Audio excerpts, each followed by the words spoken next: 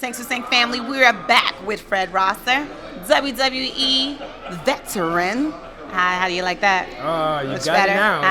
it now. So, you started off wrestling in 2009, but what started you within this transition, this journey? I've always been a big fan. My dad got me into it back in the 80s, watching Hulk Hogan and all that stuff. My dad was roughing me up so much that my mom was at work, he was babysitting me, and he busted my chin open. I still have a scar. What did he tell your mom? Did he tell her the truth? Well, she seen my mark, and let me just say that she used some colorful language. Of course. And she beat the hell out of him. Of course. So it was that minute I knew that I loved wrestling, and it was something I wanted to do as a kid. So with laser-like focus out of high school and in college, I joined a little wrestling school in West Patterson, New Jersey, where I'm from, New Jersey. Okay. Dirty Jersey. Okay. I got that from Whitney Houston. So I got that on-the-job training. I actually started a year after 9/11, September 11, 2002. First time I ever stepped in a ring. And then from then What is it like? Because whenever I watched wrestling, like I told you, I was forced to watch wrestling because me and my home, we didn't have silver spoons in our mouths, so we had that one TV. And I'm aging myself here, but whatever. My brother, he took the knob off of the channel, and we used to have to use pliers to change the channel.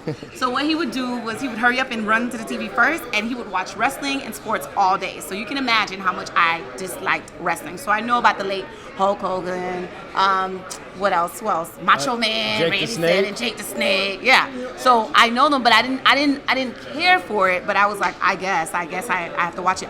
But to me, it was all an act.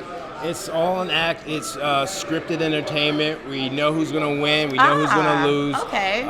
It's just like when you go to the movies and watch an action film. It's good versus evil. It's the Batman versus Batman versus the Joker. Right. So we solve our issues in the ring. We're larger than life characters. Very much so. We're like professional stuntmen. But it's funny. In my household, my dad had 3 TVs set up. One TV with WWE, another TV with WCW, and the third TV was Monday Night Football. Wow. So I had the Monday Night Football was on the black and white TV. So that was the one where click, click, click, click. Yeah. So I understand.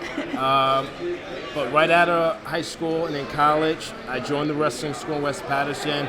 I was always the first one there, the last one to leave. I remember joining the school, and I paid $2,000 of my own scholarship money to do it. Nice. No, I didn't want to do any installment payments, no nothing. This is what I wanted to do.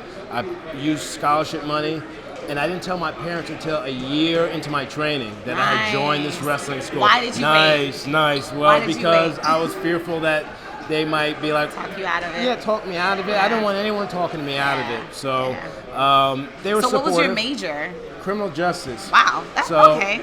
If I didn't make it in WWE, I would have probably been doing something in law enforcement or a firefighter. Okay. I was actually number 3 on the list.